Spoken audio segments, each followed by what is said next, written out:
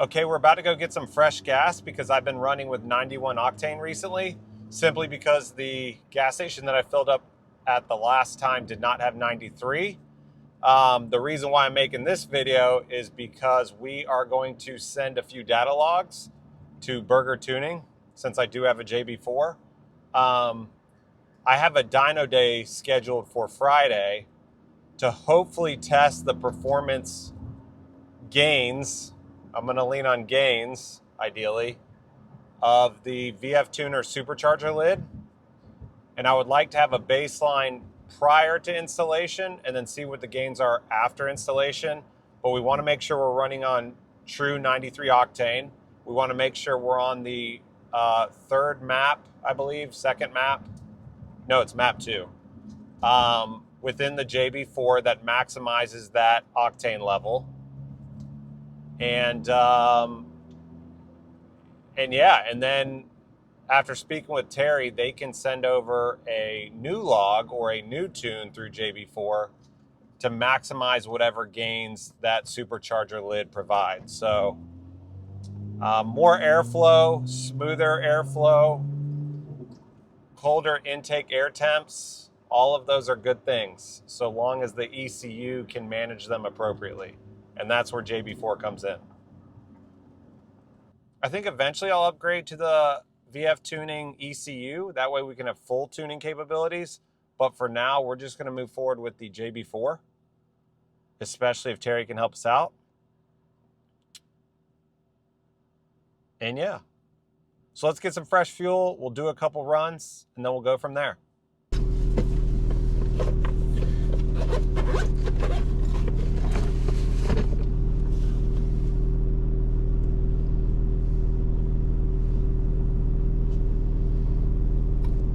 All right, I have to admit this angle's a bit strange, but that's what we're working with for now.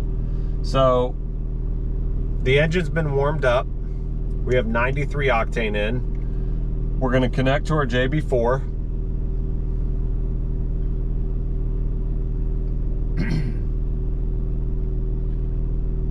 All right, so we have air intake temps, excuse me, RPMs, AFR, ignition, speed, and boost. We definitely need to change the map to 93 octane. That's map 2. We will go to map 6, which is custom tuning once we have the supercharger lid installed. Until then, we got to go with the maps that are here. But this will be a good baseline. Terry said send him a log anyway, just to see where things stand before the install. And so to log this appropriately, we want to get to 3rd or 4th gear. And from about 2,500 to 3,000 RPM, we're going to accelerate the gas as smoothly as possible. We do want to make sure we're in track mode with traction control off and try to get the smoothest acceleration from 2,500 RPM to redline. So if you can do that once or twice, that'll provide Terry with enough information to look at the logs and see that everything's in order.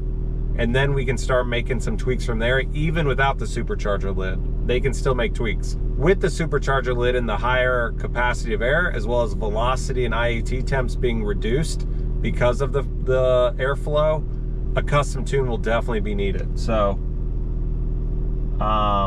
let's put this up on the windshield. And then the challenge always is hitting log at the right moment. So it's also, what time is it? 5:30 on a Tuesday. It's a bit of a rush hour. The hardest part of doing these pulls is finding open road to just do that one pull. We might have to hop on the highway to log the pull. The best place I've found is either the on or off ramp. On ramp being that you're accelerating, off ramp it would have to be a long one. So let's just see what we can do. Let's go to track mode. Okay. A noticeable kick in the motor. We're going to hold down traction control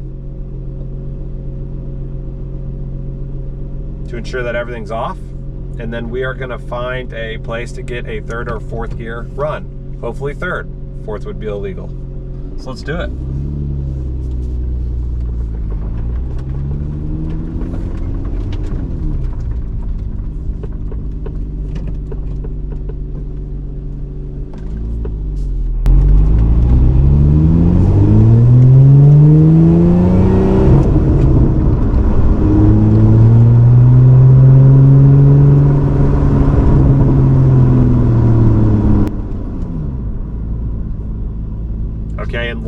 start logging the minute you press the button. So there's no delay or anything else you have to click.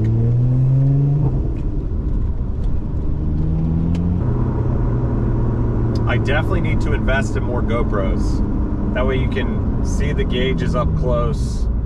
You can see the adjustments being made on the JB4 or the center screen. And then of course you can get some internal or external footage. But until then, I only have 2, so we're working with what we got.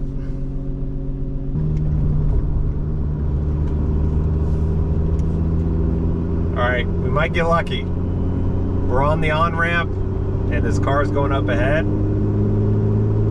So if we time it just right, we should be able to get a good 3rd gear pull in. This is not the ideal on-ramp to do this though, it's rather short. I'd rather have the steering wheel straight too when I do this. All right, let's log.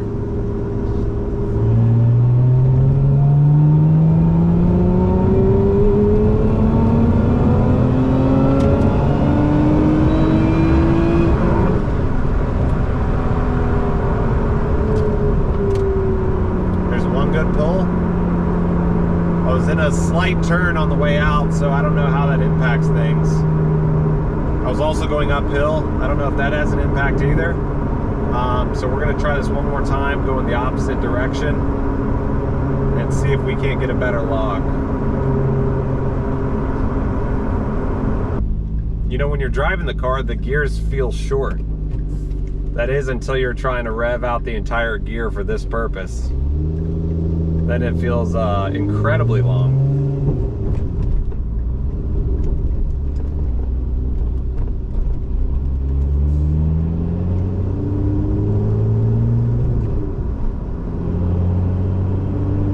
All right, here we go.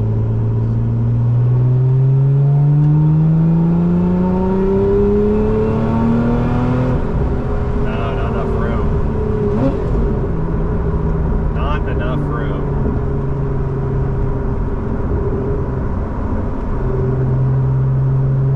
Actually kind of challenging.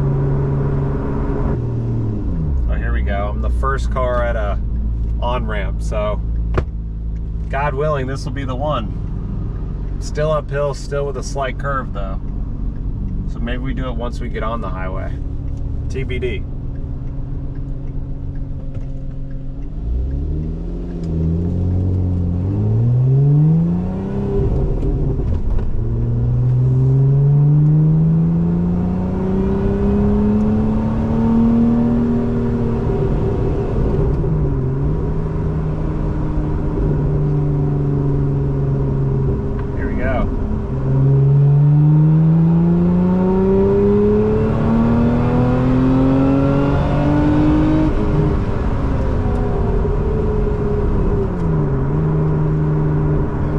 As close as I can get.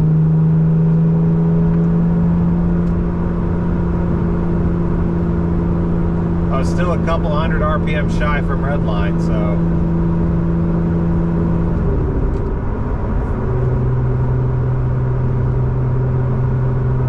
it's challenging. I mean, this is unless you're on track or have some, you know, country road that you're aware of you can go hit. It's hard to do a 2,500 RPM to redline pull like that.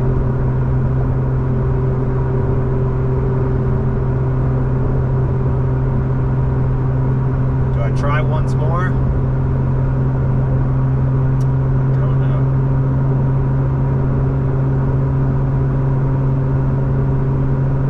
I also don't know how perfect it needs to be. I just know what they're looking for or what they want. All right, we're gonna try one more time. Let's see if we get lucky. So it's a fairly cool Tuesday afternoon, 6 o'clock, 67 degrees outside. I've done 2 pulls. One didn't quite make it all the way to redline.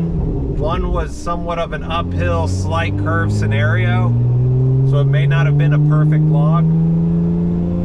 But if I'm lucky, I'm gonna be able to do it on this on-ramp once more here. Pending, that's not the hot fuzz behind me, we'll see. Oh no, that's a Nissan. We are clear to engage.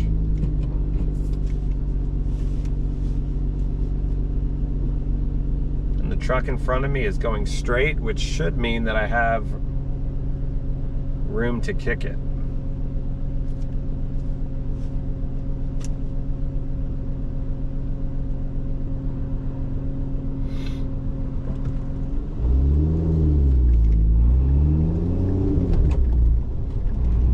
See if I get lucky.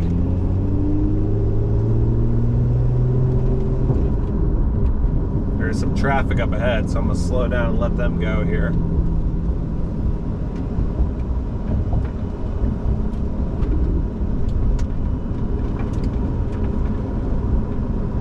All right, let's see what we got.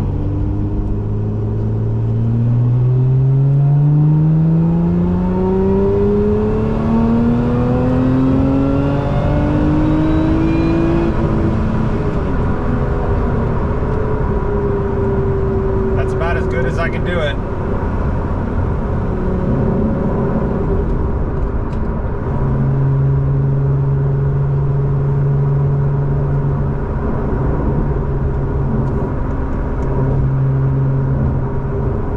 Again, slight curve, but I was able to take it all the way to red line. Little sketch on the curve, don't like that. But at least I got 3 close logs, all in 3rd gear. It would have been nice to also have a 4th gear pull, but I think 3rd gear you're under more load. So I'd imagine that that's probably more ideal than 4th. It just puts more strain on the system. It could be completely fabricated, could be theory, I don't know. Might have made that up in my head, but it makes sense to me, so we'll see. Anyway, I'll get these submitted, and then tomorrow I'm picking up the supercharger lid from powder coating, and Friday we will go do some dyno pull runs across the various JB4 maps, both without the lid and with the lid, to see what the performance difference may be. And then after that, sometime next week, I'll log some more pulls and see if Burger Tuning can tweak the map a little bit to optimize the supercharger lid. Now time to go get that lid.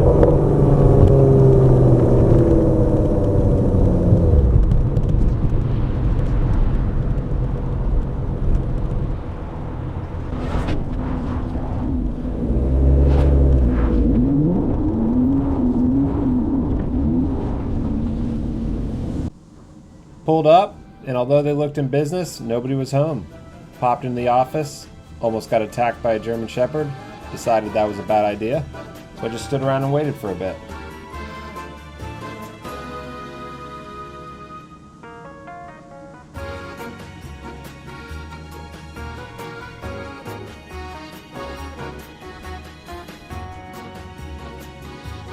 "2,000 years later."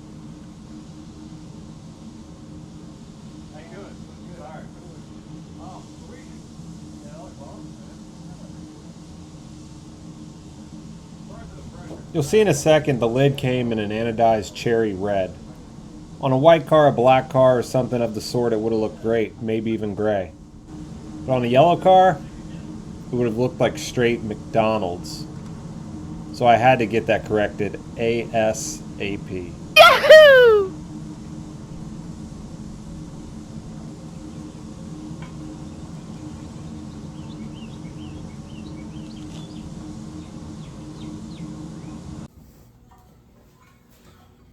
Okay, here's the VF Tuner supercharger lid that I picked up from the powder coaters yesterday. You can see the dimensions of the lid. It's quite tall, especially compared to the factory lid. As far as depth is concerned, we're talking, I would say 4, right at 4 inches for the VF lid. And at the peak, maybe two on the factory lid. So I'd say it doubles the air volume, upgrading to that one. That's my cat Sticks. Sticks! Sticks! Say hello. Sticks. Okay, anyway. You can also tell that the fins of the VF tuner lid are clearly much deeper because of the dimensions of the overall piece, but much longer. I believe the factory one has a lot shorter and smaller, I don't even know if I'd call it channels. I would call it fins, where maybe these should be called channels because they are very distinct. But overall, it seems like a quality piece. This thing is incredibly heavy. Far heavier than what they first relayed when we put our deposit down on this. I mean, no harm, no foul, it is what it is, but I am going to weigh this, and then I'm also gonna weigh the factory lid when I take that off, so that if you choose to purchase this, you'll know exactly what you're getting yourself into. The center of gravity, or the mass of a supercharger lid, is quite high on the car, so to feel how much this weighs, bit of a bummer, but again, if the power gains are there, ultimately who cares, right? So let's see. So let me step on the scale first. I just left the gym. I'm feeling right, I'm feeling light. Let's see if it looks as good as I feel. Zero her out.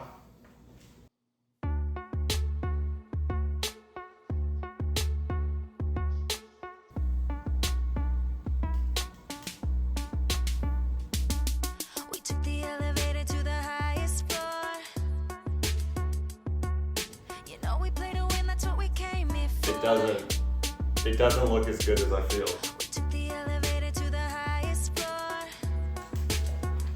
I'm gonna think long and hard about that one. Anyway, let's pick this up.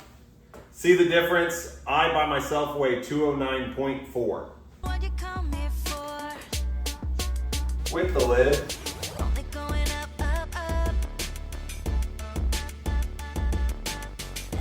222.8.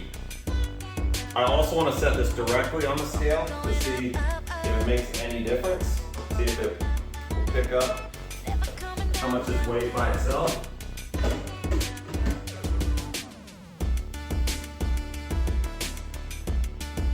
$13.2.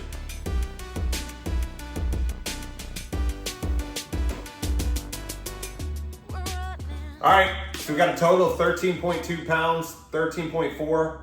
Plus or minus, let's just call it 13 and a half overall. We'll see what the stock lid weighs and see if the weight is something to be concerned about. Otherwise, again, very durable, solid, quality piece. Could be a boat anchor, could be utilized for power gains on a Lotus Emira. We'll find out. It looks like initially we're getting about 6 pounds.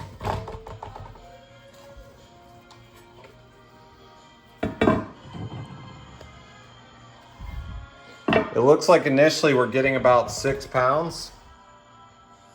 But I'm also gonna step on it just like I did with the other lid to see what it produces.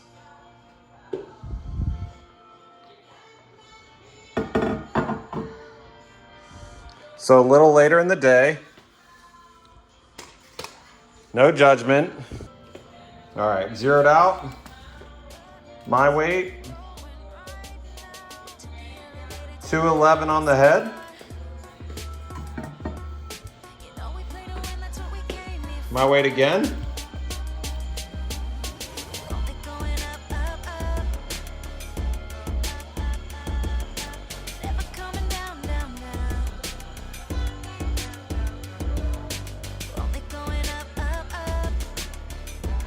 $217.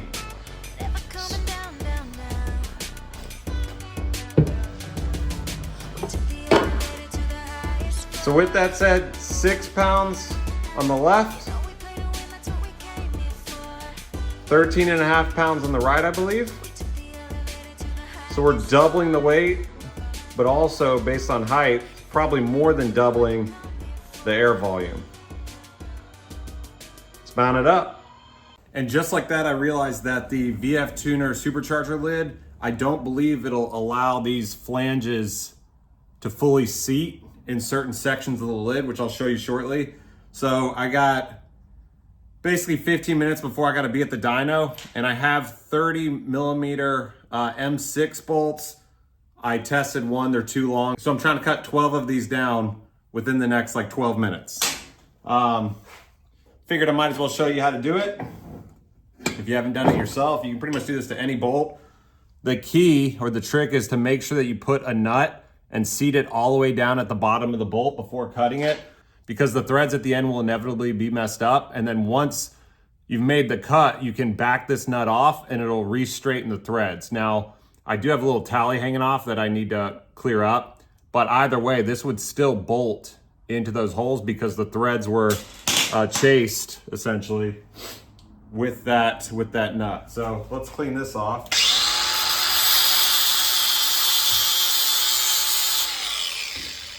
And do a few more. Right now I got 4. Put the nut on the bolt that you want to cut.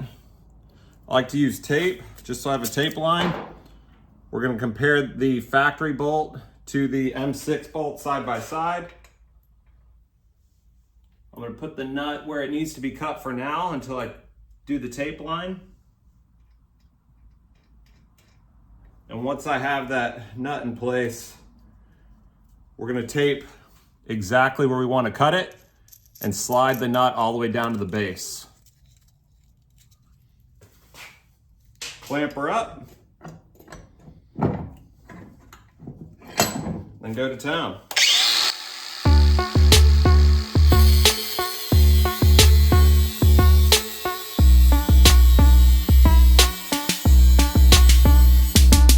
We took the elevator to the highest floor. That nut's gonna be very hot, so just be careful. And we'll back off.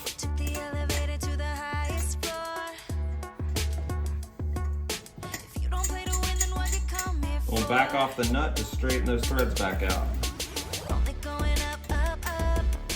Kind of see it right here.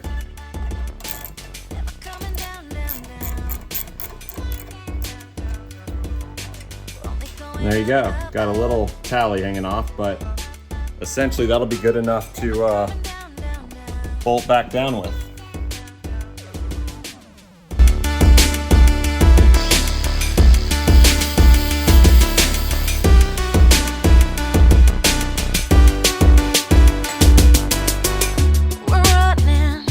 I'll do one final check just to be sure.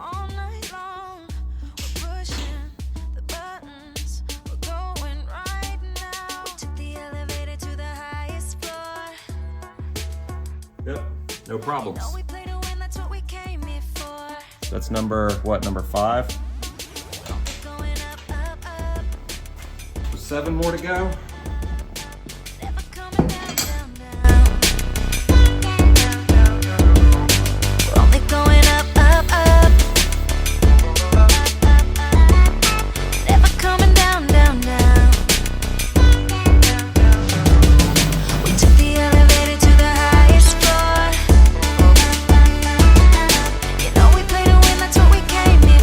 These shorter is better than longer because the casting of the block or the head, Supercharger, whatever this actually bolts into.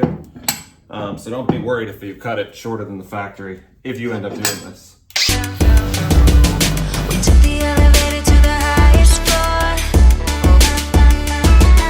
You know we play to win, that's what we came here for. We took the elevator to the highest floor. If you don't play to win, then what you come here for? Well, unfortunately, but unsurprisingly, I got burned on the dyno day that I had scheduled for this morning. So I'm still going to move forward with putting the VF tuner supercharger lid on. Just because it's only 12 bolts, I can always switch it back out before the next dyno day. And if nothing else, I can run the first dyno with it on, remove it, and then run the second run with it off. I'm kind of looking for a different shop to use just because I'm a little irritated by it. So anyway, so I'm going to remove the factory one, put the VF tuner lid on. I'll see butt dyno wise if I feel any difference. My guess is probably not. And then I'll look to schedule another dyno session on a different day, hopefully with a different shop. So Yeah, here we go. These are all 10 millimeter nuts. There's 12 of them we want to remove. Most of them can be reused, but I'll show you shortly that the flange around the bolts probably won't clear every hole within this cover. We'll see. That's why I cut the 12 bolts earlier. So yeah, let's get it done. I'm wearing gloves because it's still hot, even though it's been sitting out here with the lid open for the better part of 2 hours, I think. It's kind of a warm day. These don't feel like they're torqued very tight. I don't know what the torque specs are on the bolts, but these are coming off pretty easily. So I'm gonna do the same thing with the new ones and just cinch them down.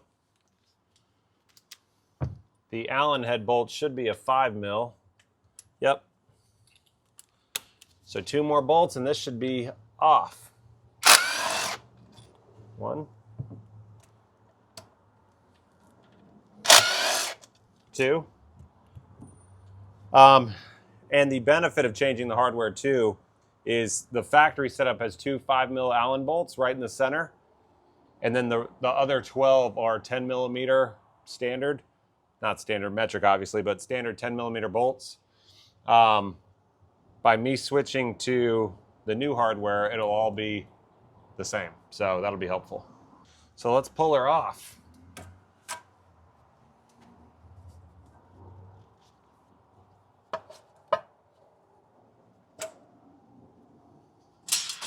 Whoop. Metal gasket. This should be able to be reused. There is 1 guide pin on the left side. The gasket looks in good shape.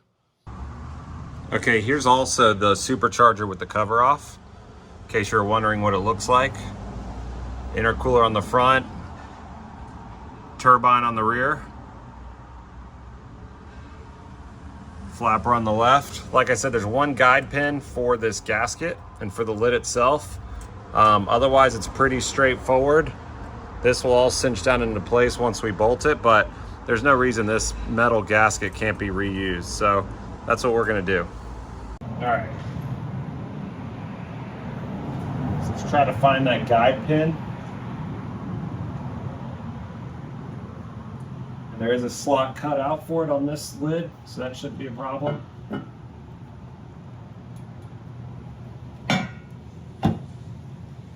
Yeah, that's set right down.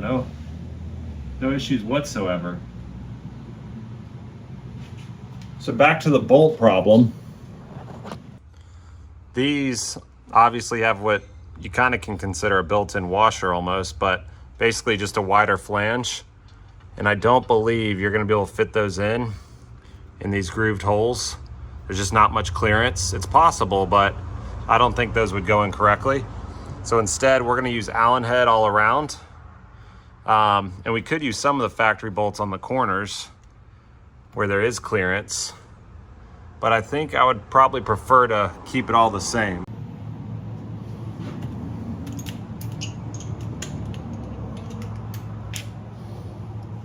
All right, let's get some of these started by hand so as not to strip anything.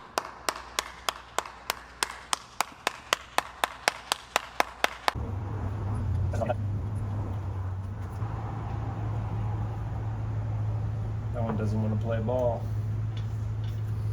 Most of these seem okay though. Ooh, these back ones are deep.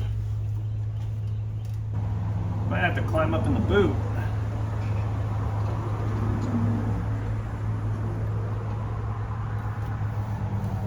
Because I can't personally see them.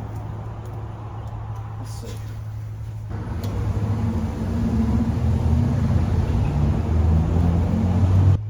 So due to these channels, I don't think I can even fit an extension with a M5.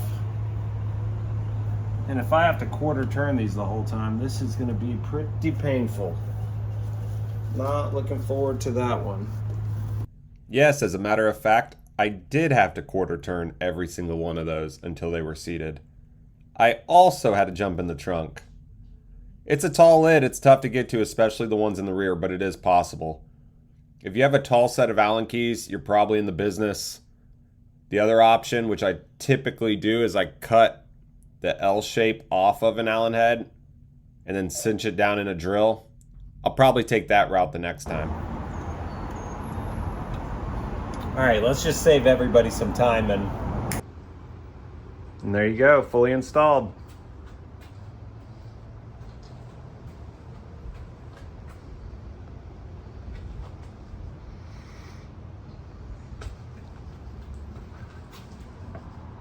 Looks like the visibility is definitely reduced, although it's hard to tell from this angle. Let's take a peek inside.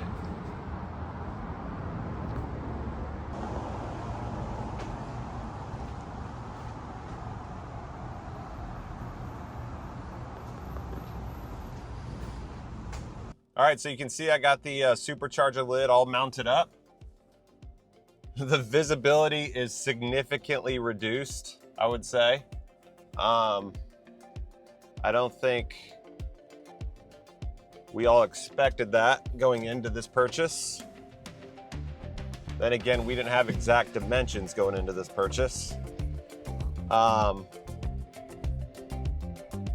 With it being reduced, it's not like you can't see. You can still see behind you, so I wouldn't necessarily let that hold you back.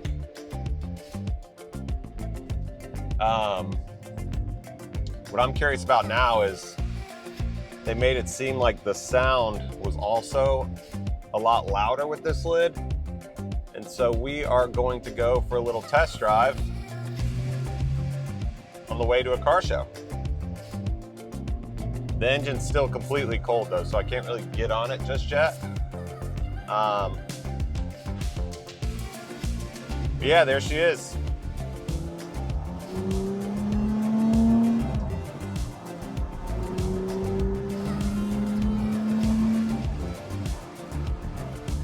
This is still on the JB4 map 2 with 93 octane.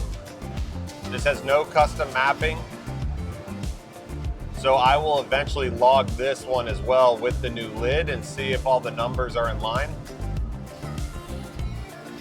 But I think there will need to be tweaks if we want to maximize the lid. Of course, I don't know how much we can maximize it with the JB4 versus probably a full ECU tune, because you really need to start messing with the tables, which I don't think the JB4 really allows, because it is a piggyback system on the factory ECU, which runs its own program. So I'm not necessarily good at speaking to the technical side of that, because I'm no programmer or tuner.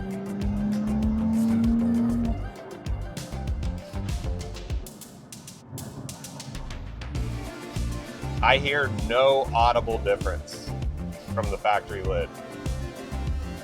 Maybe I'm crazy, I don't know, but I can't tell. We'll give it some time and do some more runs and see if something changes. But right now, I can't tell.